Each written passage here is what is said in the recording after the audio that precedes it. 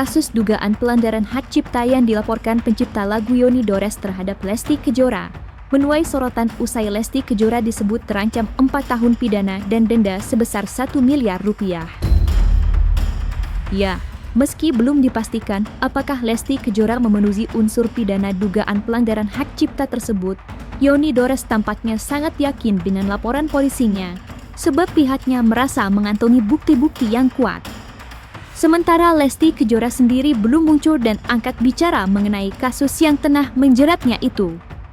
Tak pelak banyak masyarakat yang bertanya-tanya sebenarnya apakah Lesti Kejora benar-benar melakukan dugaan pelanggaran hak cipta yang dilaporkan oleh Yoni Dores atau tidak.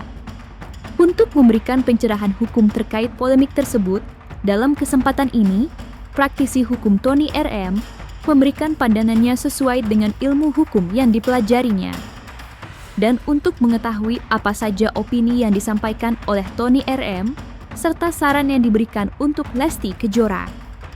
Maka inilah 5 pandangan praktisi hukum soal dugaan pelanggaran hak cipta Lesti Kejora, versi Cumi Top 5.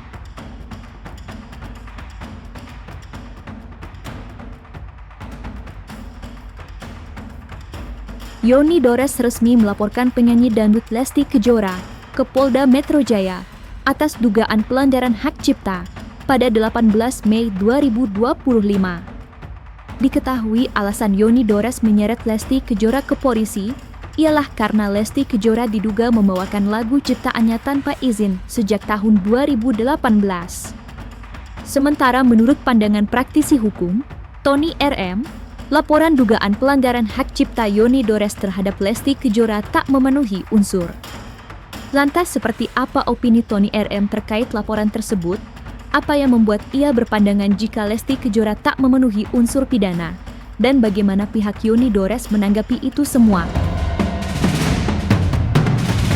Dalam pemberitaan bahwa Yoni Dores melaporkan Lesti Kejora melalui kuasa hukumnya, itu melaporkan dengan pasal 113 junto pasal 9 Undang-Undang Nomor 28 Tahun 2014 tentang hak cipta. Apa itu pasal 113? Pasal 113 ini ketentuan pidana dalam Undang-Undang Nomor 28 Tahun 2014 tentang hak cipta. Pasal 113 sendiri ada 4 ayat, ya. Undang-Undang ketentuan pidana di pasal 113 itu ada 4 ayat. Sayangnya dalam pemberitaan itu tidak dijelaskan pasal 113 ayat berapa Lesti Kejora itu dilaporkan. Saya jabarkan saja untuk ayatnya, ya. Itu untuk pertama, ya. Itu ayatnya ayat 1. Itu setiap orang yang dengan tanpa hak melakukan pelanggaran hak ekonomi, ya, sebagaimana dimaksud dalam pasal 9 ayat 1 huruf I, ya, untuk penggunaan secara komersial dipidana dengan pidana penjara paling lama 1 tahun dan atau pidana denda paling banyak 100 juta rupiah. Jadi kalau pasal 113 ayat 1 itu orang yang dapat dipidana, ya, yang melakukan pelanggaran hak cipta untuk melakukan penyewaan ciptaan. Untuk melakukan penyewaan ciptaan itu biasanya bukan lagu, tetapi karya atau ciptaan program komputer misalnya, atau sinematografi. Nah, sementara lagu tidak dalam kategori itu. Sehingga kalau kita mencoba dugaan tindakan Lesti, ya, yang menyanyikan lagu di panggung kemudian mengupload, ya, lagu yang di cover, ya, atau mengcover lagu, ya, kemudian terdistribusi atau terupload di YouTube. Nah, dihubungkan dengan pasal 113 ayat 1, ya, di mana tindak pidananya adalah pelanggaran hak ekonomi dalam hal penyewaan ciptaan, ini tidak masuk. Itu. Jadi pasal 113 ayat 1 ini pidananya tidak masuk untuk Lesti. Unsur pidananya tidak terpenuhi. Kemudian yang kedua, ya, itu pasal 113 ayat 2. Setiap orang yang dengan tanpa hak atau tanpa izin pencipta atau pemegang hak cipta melakukan pelanggaran hak ekonomi pencipta sebagaimana dimaksud dalam pasal 9 ayat 1 huruf C, huruf D, huruf F atau huruf H. Huruf C, huruf D, huruf F atau huruf A, ya, atau huruf H. Untuk penggunaan secara komersial dipidana dengan pidana penjara paling lama 3 tahun dan pidana denda paling banyak 500 juta rupiah. Huruf C ini terkait dengan penerjemahan ciptaan, nggak cocok. Nah, kemudian huruf D, pengadaptasian, pengaransemenan, pentransformasian ciptaan. Nah, kita ketahui nyanyi di panggung itu hanya menyanyikan, Lesti. Kemudian mengcover ya, mengcover apakah tindakan merubah atau merubah aransemen? Apakah merubah musik? Ya, nah tentu ya kita tidak tahu ya. Kalau hanya mengcover saja, ya mengcover saja, maka menurut saya juga tidak masuk untuk huruf D. Nah, kemudian huruf F, pertunjukan ciptaan. Nah, pertunjukan ciptaan ini ya memang masih ada korelasinya karena pertunjukan ciptaan itu dapat diartikan membawakan sebuah lagu dalam pertunjukan, menyanyikan sebuah lagu dalam pertunjukan. Ini masih ada korelasinya ya. Tetapi jangan lupa ketika Lesti menyanyikan lagu seseorang yang dinilai tanpa izin tadi di atas panggung, kita harus tahu apakah Lesti ini menyanyikan sendiri ya, itu menyelenggarakan acara sendiri tanpa IO, tanpa produser, kemudian menerima uang tiket sendiri. Apakah seperti itu? Nah, kalau kejadian itu sudah lama, Lesti juga itu saya rasa masih lugu ya, hanya seorang penyanyi. Tentu IO-nya bukan dia, tentu ada produsernya. Ya, tentu ada IO-nya, tentu ada produsernya. Nah, berarti yang diduga melakukan pelanggaran hak ekonomi, jika ya, pelanggarannya itu hak ekonominya adalah pertunjukan ciptaan, justru saya melihatnya yang diduga melakukan pelanggaran hak ekonomi adalah orang atau badan hukum yang menyelenggarakan acara, IO-nya atau produsernya. Karena Lesti nyanyi pasti dibayar. Yang ketiga ya, yaitu selain pertunjukan ciptaan, ini ada komunikasi ciptaan. Nah, komunikasi ciptaan ini ya, ini kalau kita terjemahkan bahwa komunikasi ciptaan itu semacam mengumumkan ya, mempublikasikan ya, berarti kalau dihubungkan dengan yang dituduhkan kepada Lesti adalah ada muncul di YouTube ya, ada muncul di channel YouTube. Apakah Lesti bisa kena? Belum tentu. Kita lihat dulu channel YouTube-nya itu apakah milik Lesti. Kalau channel YouTube-nya milik Lesti, itu bisa kena. Tetapi kalau kemudian channel YouTube-nya itu bukan milik Lesti, maka Lesti tidak bisa kena dijerat dengan pasal 113 ayat 2 ini. Dalam pelanggaran hak cipta itu ada yang namanya performance right, ada namanya mechanical right. Jadi kalau yang Mbak tanyakan tadi itu maksudnya performance right. Sekarang kita lagi fokus untuk cover lagunya. Jadi kita ambil mechanical right-nya, yang mana itu ada masuk delik pidananya. Kalau performance right itu masalah royalti, mungkin dia bisa udah ngasih ke LMKN atau paling kita untuk membuktikannya mungkin kita ke PKPU, pengadilan niaga nanti. Kita sekarang fokus dulu mechanical right-nya. Cover ini seperti kan pembajakan, Mbak. Jadi ada dua tipe pelanggarannya, itu mechanical right dan performance right.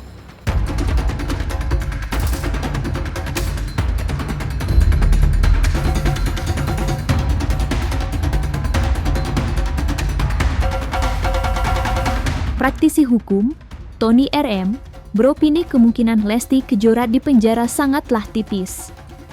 Ya, menurut Tony RM, Yoni Dores seharusnya mengkaji lebih dalam terkait kasus dugaan pelanggaran hak cipta yang dilaporkan terhadap Lesti Kejora.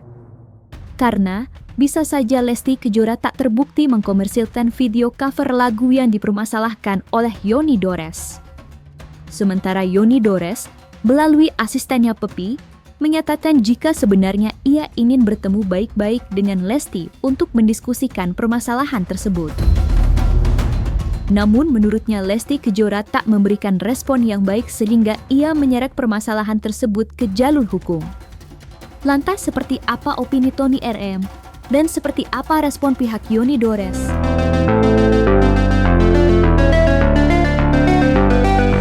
Pelaporan terhadap seseorang juga ya itu berpengaruh juga dari ilmu pengetahuan pelapor ataupun kuasa hukumnya. Oleh karenanya seharusnya sebelum melaporkan itu ya harus diteliti dulu, harus dipahami dulu gitu undang-undang hak cipta. Sebenarnya yang dapat dipidana itu siapa? Setelah jelas, setelah tahu siapa yang dapat dipidana, dalam hal ini yang dapat dipidana adalah orang yang mengkomersilkan, ya, yang dengan terang, ya, ada bukti-buktinya yang mengkomersilkan. Jadi kalau manggung, siapa yang mengkomersilkan? Tentu bukan penyanyi yang sebatas diundang. Nah, kemudian kalau diupload di YouTube, ini channelnya siapa? Nah, jika hal itu saja kemudian tidak tahu atau belum mendapatkan bukti-bukti, belum lengkap bukti-buktinya, ya maka saya tidak tahu tujuan daripada Yoni Dores itu melaporkan Lesti itu apa kan?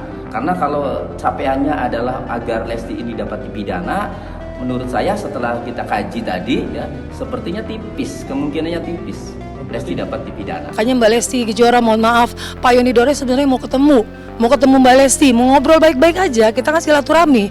Namanya yang penyanyi harus kenal sama pencipta, karena kan penyanyi sama pencipta tuh adik kakak, ibaratnya satu ibaratnya kayak ibu bapak, anak emak, itu kita jadi satu. Jadi kalau penyanyi nggak kenal sama penciptanya, aneh saya. Sama aja kayak saya nih, misalkan maaf ya Mbak, ini baju orang terus pengen kita pakai aja tanpa izin, apa kalau bukan dibilang maling. Lama-lama kan jadi kita pihak keluarga jadi kesel ya. Kalau Pak Yoninya sendiri sih sekarang kurang sehat dan dia hanya bisa terdiam. Dia sepenuhnya mengkuasakan ke saya dan ke Pak Ilham dan Pak Endang semua tim.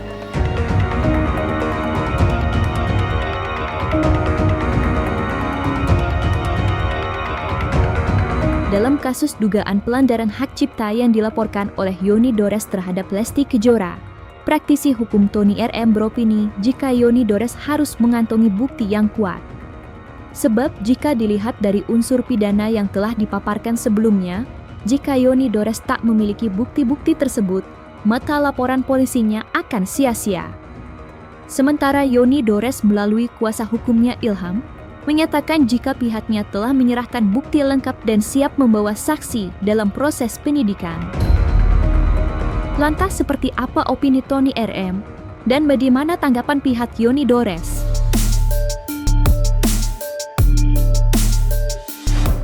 Yoni lakukan apa sih? Seharusnya mengumpulkan alat bukti dulu. Makanya kita harus tahu dulu pasal 113 Undang-Undang Hak Cipta mengenai pidana pelanggaran hak ekonomi ini ya harus dipelajari dulu. Jadi tindakan yang seperti apa sih yang dapat dipidana? Gitu. Nah, siapa sih yang bisa dapat dipidana? Nah, itu harus tahu dulu. Nah, sehingga ya, kalau sudah tahu, kemudian mencari bukti-buktinya itu enak. Kami tidak tahu nih ya motif atau niat, tujuan dari Yoni Dores melaporkan Lesti ini apa tujuannya? Nah, kita tidak tahu. Rekomendasi dapat, langsung kita bikin laporan. Dapat pasalnya juga. Iya, langsung diterima karena emang cukup bukti menurutnya dan saksinya lengkap, ada. saksi gitu ada, bukti ada, semuanya unsurnya udah lengkap. Kita ada haki dari publisher yang menyatakan bahwa lagu tersebut dari PT Arga Suara Kencana Musik menyatakan bahwa ada Cinta Bukanlah Kapal, ciptaan Yoni Mulyono, ini nama aslinya, yaitu dipopuler oleh Yoni Dores. Terus Bagai Ranting Yang Kering, Buaya Buntung, Arjunanya Buaya. Ini hak ciptanya dari publisher langsung.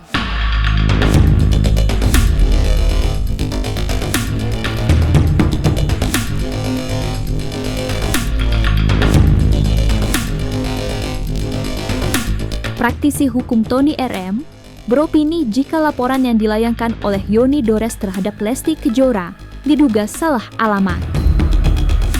Ya, menurut Tony RM, seharusnya Yoni Dores melaporkan pihak-pihak yang mengkomersilkan video cover lagu Lesti Kejora, termasuk penyelenggara acara yang mengundang Lesti Kejora untuk menyanyikan lagu yang diciptakan oleh Yoni Dores.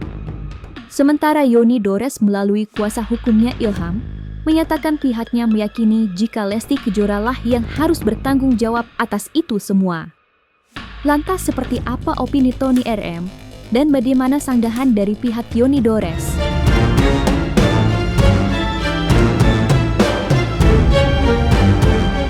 Kalau yang dapat dipidana itu adalah orang yang dengan sengaja mengkomersilkan, ya. Jadi kan nyanyi itu kan nggak mungkin nyanyi tiba-tiba nyanyi sendiri, nggak mungkin, pasti nyanyi itu diundang artis itu kan. Nah berarti kalau diundang yang punya acara siapa? Yang punya acara itulah yang mengkomersilkan, yang penyelenggara acara itulah yang mengkomersilkan. Nah berarti seharusnya ya pelapor itu jangan Lestinya saja dilaporkan, kemudian Lestinya itu dikembangkan, waktu itu diundang siapa, lalu kalau Lestinya itu misalnya ya tidak membuka, ya maka tidak ketemu kan siapa yang harus dipidana kan itu. Nah, tetapi kalau pelapor itu sudah mencari dulu bukti-buktinya, ya siapa penyelenggara acaranya waktu manggung, siapa IO-nya, siapa produsernya, berapa dapat uang, tiket berapa yang terjual misalnya kan itu. Nah maka kan telak, enak kan. Nah berarti kan yang dilaporkan itu kan nanti bukan Lesti. Itu harusnya yang dilaporkan adalah penyelenggara acara yang mengkomersilkan tadi. Kami layangkan somasi 2 kali, dapat tanggapan sekali, yang mana tanggapan dari somasi yang kami dapat itu bahwasanya kami itu dikatakan salah alamat. Harusnya kita mensomasi ke legal mereka, ke manajemen mereka. Sementara kita nggak kenal dengan manajemen mereka. Jadi yang kita tahu itu yang menyanyikan lagu itu kan Lesti. Jadi yang kita tahunya itu Lesti. Jadi yang kita somasi dan yang kita tegur itu Lesti. Yang kita tunggu untuk menghubungi kita untuk itikat baiknya itu Lesti. Dari Lesti.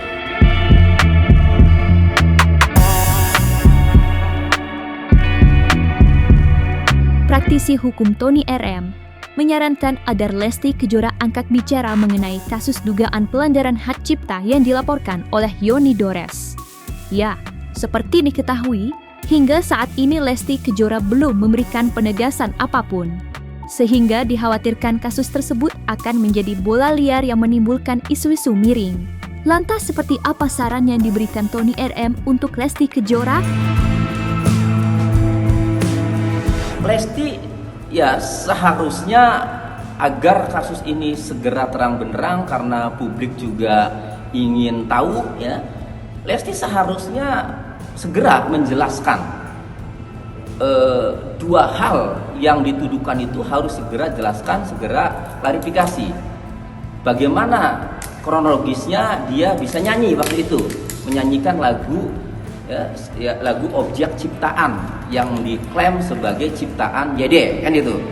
Nah itu harus jelaskan seharusnya Lesti itu, sehingga jelas duduk perkaranya bagaimana, sehingga saya sebagai praktisi hukum, masyarakat juga setelah mendengar penjabaran praktisi hukum bisa melihat posisi Lesti ini di mana, salah atau tidak di mata hukum.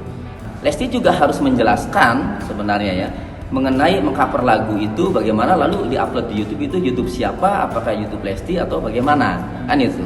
Nah itu menurut saya memang Lesti seharusnya segera memberikan penjelasan. Nah kalau saya memberikan pendapat hukum ini kan hanya mengamati ya dari luar kemungkinan-kemungkinan yang dilakukan ya yang lazim dihubungkan dengan aturan yang berlaku. Nah, selesai sudah Cumi Lovers. Jangan lupa untuk like, subscribe, dan juga share channel YouTube Cumi Cumi.